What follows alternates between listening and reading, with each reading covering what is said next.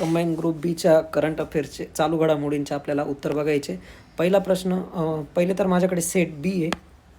ठीक आहे, चला आपण पहिला बघू प्रश्न. 2024-25च्या आर्थिक वर्षात सकल देशांतर्गत उत्पादन म्हणजे GDPचा जो हे होता आपला किती % अंदाज वर्तवला होता, तर आपण बघितलं तर 6.5 ते 7.5 असं काहीतरी होतं.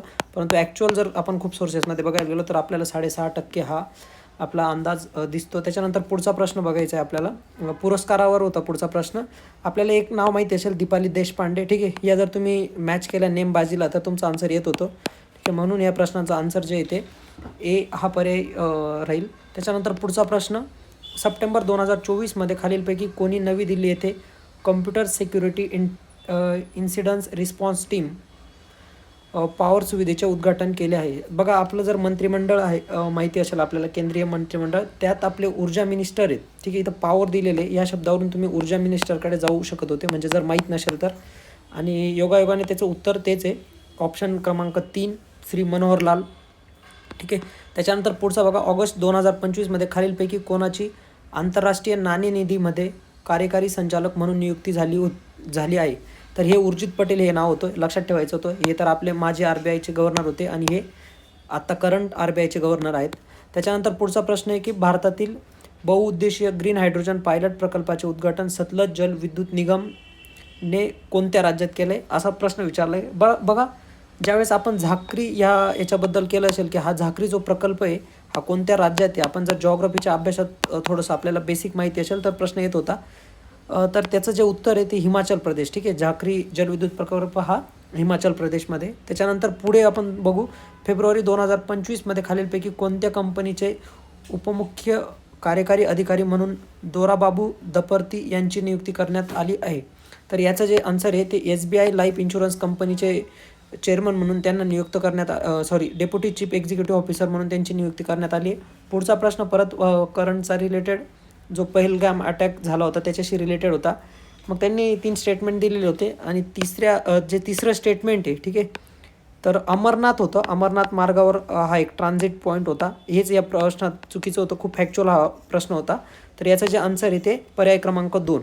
त्याच्यानंतर पुढचा प्रश्न बघू आपण. खालीलपैकी कोणी 2025च्या FISM वर्ल्ड चॅम्पियनशिप ऑफ मॅजिकमध्ये प्रतिष्ठित बेस्ट मॅजिक क्रिएटर पुरस्कार जिंकला? ठीक आहे, तर याचं जे आन्सर आहे ते सुहानी शाह आहे. जर आपल्याला प्रश्न येत नसेल तर बघा, 2 ठिकाणी आपल्याला शाह दिसत होतं आणि आपल्याला माहिती आहे की 3 आणि 4मध्ये जर आपलं कन्फ्युजन असेल तर आपण 3 सोबत जायला पाहिजे. हे थोडंसं लॉजिक झालं, परंतु जर फॅक्च्युअलरित्या बघायला गेलं तर सुहानी शाह याचं उत्तर राहील. त्याच्यानंतर पुढचा प्रश्न बघू आपण. मे 2025मध्ये ऑडी इंडियाचा ब्रँड ॲम्बॅसिडर कोण होता? तर नीरज चोप्रा हा ब्रँड ॲम्बॅसिडर होता, ते लक्षात ठेवायचं आहे. म्हणून आपलं 44चं जे पर्याय क्रमांक 1 हे उत्तर राहील. त्याच्यानंतर पुढे बघू आपण.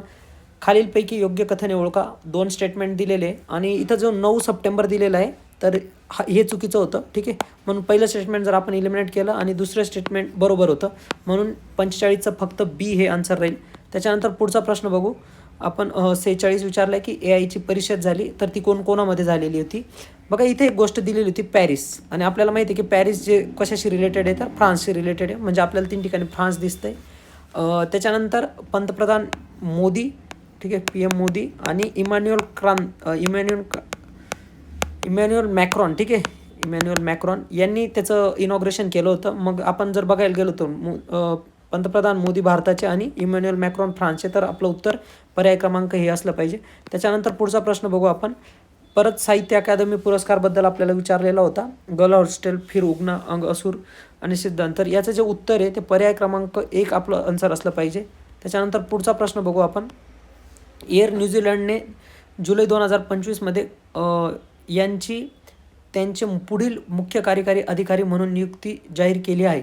तर निखिल रविशंकर हे जे नाव आहे त्यांची नियुक्ती तिथे करण्यात आलेली, ही गोष्ट लक्षात ठेवायची. त्याच्यानंतर 49 बघू आपण. 2030 सालापर्यंत पूर्ण होणे अपेक्षित असलेले जगातील सर्वात मोठे जलविद्युत धरण चीन कोठे बांधत आहे? बघा, ज्यावेळेस आपण कधी इंडिया चायनाचा अभ्यास करतो की काय प्रॉब्लेम आहे इंडिया चायनामध्ये, त्यावेळेस आपल्याला ब्रह्मपुत्रा नदीचा पण एक सब्जेक्ट आपल्याला दिसतो.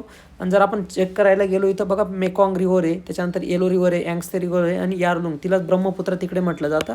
आणि या प्रश्नाचं आन्सर जे येते यारलुंग झांगबो ब्रह्मपुत्रा नदी तिबेटमध्ये जे हे जलविद्युत जो प्रकल्प आहे तो किंवा जलविद्युत धरण जे आहे ते बांधलं जाते, लक्षात ठेवायचं. आणि लास्ट वन करंटचा प्रश्न होता, वाराणसी येथे 2025मध्ये युवा आध्यात्मिक शिखर परिषद 2025 आयोजित करण्यात आली होती. हे स्टेटमेंट अगदी बरोबर आहे, परंतु त्याची जी थीम आहे मित्रांनो ती जागेगा युवा बढेगा युवा ही नव्हती, लक्षात ठेवायचे. म्हणून याचं जे आन्सर राहणार ते फक्त ए. ठीक आहे, अशा प्रकारचे करंटचं थोडंसं मॉडरेट टू हार्ड टाईपचे प्रश्न होते, तर लक्षात ठेवायचं होतं. धन्यवाद.